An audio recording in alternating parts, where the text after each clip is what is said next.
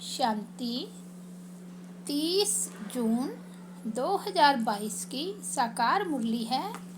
मीठे बच्चे, बाप से जो प्रतिज्ञा की है उस पर पूरा पूरा चलना है।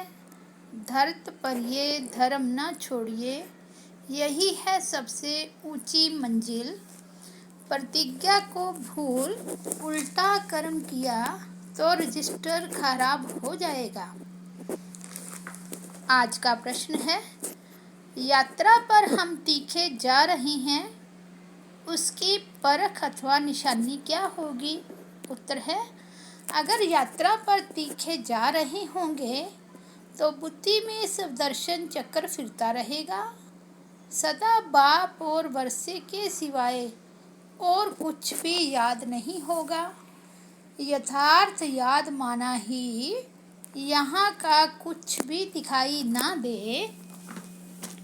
देखते हुए भी जैसे नहीं देख रहे हैं, वह सब कुछ देखते हुए भी समझेंगे कि यह सब मिट्टी में मिल जाना है।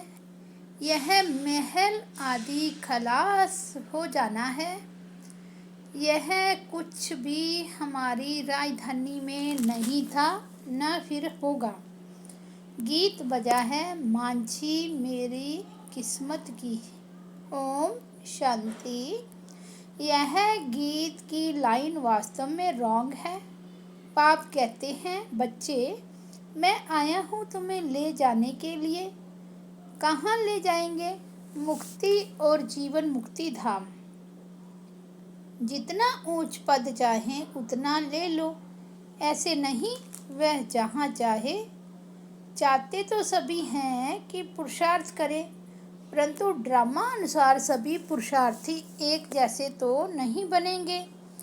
यह तो अपने ऊपर बच्चों को कृपा करनी है।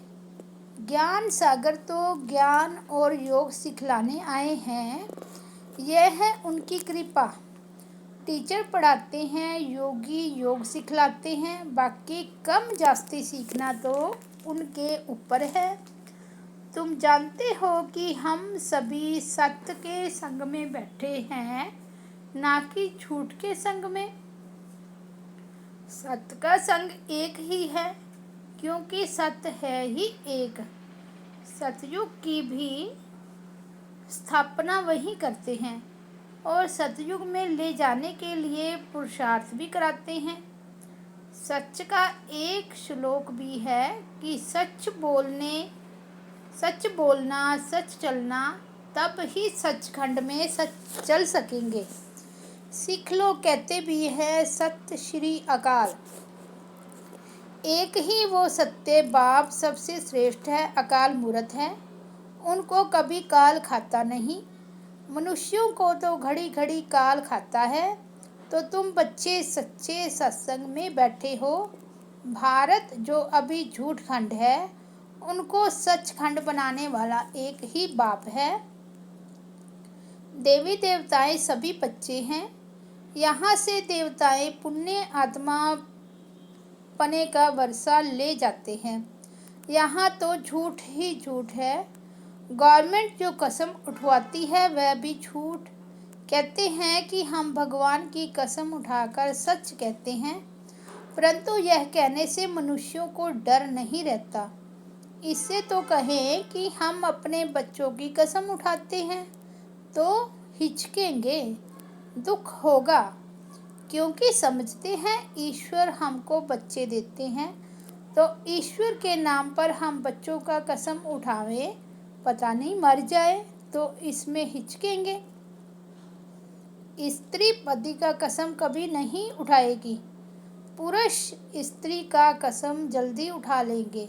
समझेंगे कि एक स्त्री गई तो दूसरी ले लेंगे। मनुष्य मात्र जो भी कसम उठाते हैं वह सब झूठ है। पहले तो गॉड को फादर समझे, नहीं तो फादर पने का नशा नहीं चढ़ता। तुम बच्चे तो जानते हो, सत्य श्री अकाल उस फादर को कहा जाता है। उस सत्य का नाम है शिव। अगर सिर्फ रुद्र कहेंगे तो मूंझ पड़ेंगे, परंतु समझाने में कहना पड़ता है। गीता में भी है रुद्र ज्ञान यज्ञ। जिससे विनाश ज्वाला प्रज्वलित हुई है, वह भी यहाँ की ही बात है। कृष्ण के यज्ञ का नाम नहीं है, दोनों को मिक्सचर कर दिया है। समझाया गया है कि सतयुग त्रेता में तो कोई यज्ञ होता नहीं है, यज्ञ होता ही है एक ज्ञान का, बाकी सब है मटेरियल यज्ञ। पोथी पढ़ना, पूजा करना सब है भक्ति मार्ग। ज्ञान तो एक ही है जो सत्य परमात्मा देते हैं। मनुष्य सभी ईश्वर के लिए भी झूठ बोलते हैं, इसलिए ही भारत कंगाल हुआ है। इन जैसा बड़े से बड़ा झूठ कोई है नहीं। यह नाटक तो बना हुआ है। इसका एक नाम है भूल भुलैया, अर्थात बाप को भूल जाने से भटकना। फिर बाप आकर भटकना छुड़ा देते हैं। यह ड्रामा में हार जीत का खेल है। हार खाने में आधा कल्प लगता है, एकदम पूरा मिट्टी में मिल जाते हैं। फिर आधा कल्प हमारी जीत रहती है। यह बातें तुम्हारे सिवाय कोई भी नहीं जानते। बड़ी बड़ी गीता पाठशालाएं हैं। गीता का भारतीय विद्या भवन बनाया भी है। नाम तो गीता का बड़ा भारी है। गीता को कहा जाता है सर्वशास्त्रमयी, शिरोमणि, परंतु नाम बदली करने से कोई काम के नहीं रहे हैं। गीता का नाम तो बहुत चला आता है। बाप कहते हैं गीता का भगवान मैं हूँ, ना कि श्री कृष्ण। अभी है संगम। बाप रचयिता है। जब स्वर्ग रचते हैं तब तो राधे कृष्ण व लक्ष्मी नारायण आए। बाप आकर स्वर्ग का मालिक हमको ही बनाते हैं, जगदम्बा और जगत पिता द्वारा। राजयोग तो भगवान के सिवाय कोई सिखा ना सके। जगदम्बा बहुत नामी ग्रामी है। कलश भी जगदम्बा पर रखते हैं। लक्ष्मी नारायण व राधे कृष्ण तो अब है नहीं। कृष्ण के साथ तो राधे भी होनी चाहिए। गीता में राधे का कुछ भी वर्णन नहीं है, भागवत में है। बाप कहते हैं कि जो राधे कृष्ण थे वह अब 84वें जन्म अंतिम जन्म में हैं। मैं उन्हों को और उनकी राजधानी को फिर जगा रहा हूँ, सभी को गोरा बना रहा हूँ। यह बड़ी गुह्य बातें हैं जो तुम ही जानते हो कि हम सूर्यवंशी चंद्रवंशी देवी घराने के हैं।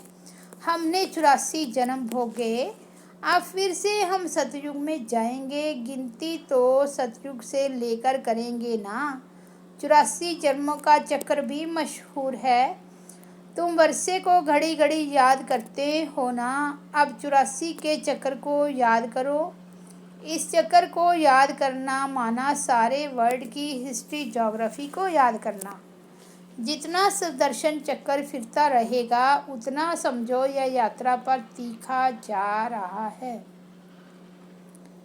तुम जानते हो कि अब कांटों की दुनिया है। तमो प्रधान मनुष्य 5 विकारों में फंसे हुए हैं। बाप कहते हैं मैं पन छोड़ दो, लेकिन छोड़ते नहीं। इतनी बेहद की रजाई मिलती है तो भी कहते हैं कि ख्याल करेंगे। क्या यह विकार इतना प्यारे लगते हैं जो कहते हो कि छोड़ने के लिए ख्याल करेंगे? अरे अभी तो प्रतिज्ञा करो तो बाप से मदद मिलेगी। इतना जरूर है कि प्रतिज्ञा कर, फिर कुल कलंकित नहीं बनना है। धरत पर ये धर्म ना छोड़िए, बड़ी कड़ी मंजिल है। बाप तो पूरी कोशिश करेंगे ना, लूज नहीं छोड़ेंगे। अच्छा, एक बार माफ़ कर देंगे, अगर फिर किया तो मर पड़ेंगे। इसमें रजिस्टर खराब होता है। यह विकार तो पॉइजन है। ज्ञान है अमृत, जिससे मनुष्य से देवता बनते हैं। वह तो है कुसंग। सिख लोग सत श्री अकाल कहकर बड़ी धुन मचाते हैं, क्योंकि सत श्री अकाल ने सबका उद्धार किया है, परंतु उनको भूल गए हैं। भूलना भी ड्रामा में है। जैन धर्म वालों का बड़ा कड़ा संन्यास है। बाप कहते हैं कि मैं तुमको सहज राजयोग सिखलाता हूँ। बाप कोई कष्ट नहीं देते, भल एरोप्लेन में जाओ, मोटरों में घूमो फिरो, परंतु खान पान की जितनी हो सके परहेज रखना है। भोजन पर दृष्टि देकर फिर खाना है। लेकिन बच्चे यह भूल जाते हैं, इसमें तो बाप को व साजन को खुशी से याद करना है। साजन, हम आपकी याद में आपके साथ भोजन खाते हैं।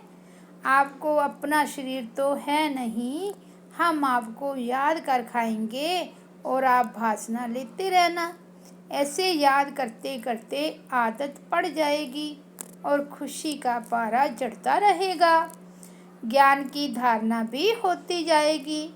कुछ खामी है तो धारणा भी कम होगी, उनका तीर जोर से नहीं लगेगा। बाप से योग माना देखते हुए भी यह समझना कि यह अच्छे अच्छे महल भी मिट्टी में मिल जाएंगे। यह हमारी राजधानी में नहीं थे, अब तो हमारी राजधानी स्थापन हो रही है।